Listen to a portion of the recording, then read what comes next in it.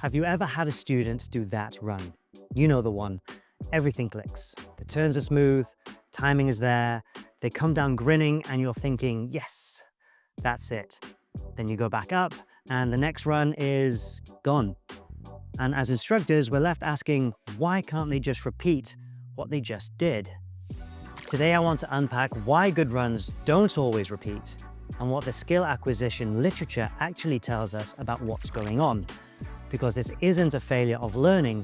In many cases, it's a sign that learning is actually happening. The first thing we need to understand is this: humans don't store movement like a video file. The body doesn't just record a perfect run and then just presses play next time around. Instead, movement is adaptive. From a motor learning and dynamic systems perspective, every turn you make is a solution to a constraint in front of you, whether that be snow conditions, terrain, speed, fatigue, attention, or even confidence. Even if the run looks the same, the constraints are never identical.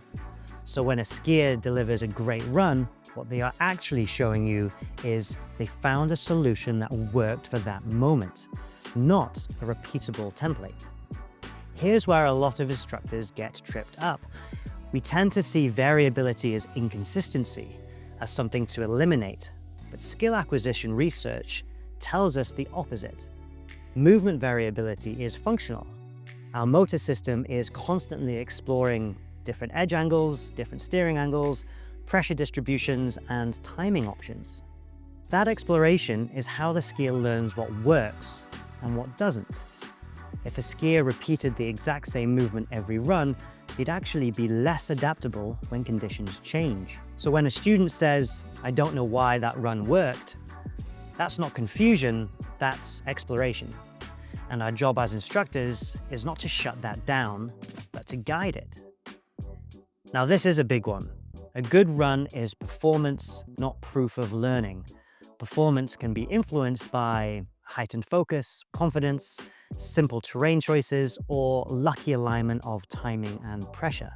Learning, on the other hand, shows up as retention over time, adaptability in new terrain, consistency under pressure, and the ability to transfer to different conditions. So when that good run doesn't repeat immediately, it doesn't mean that learning didn't occur. It often means that conditions that supported that performance have changed. And unless we understand that difference, we risk chasing performance instead of developing skill. Another key idea from the literature is contextual interference.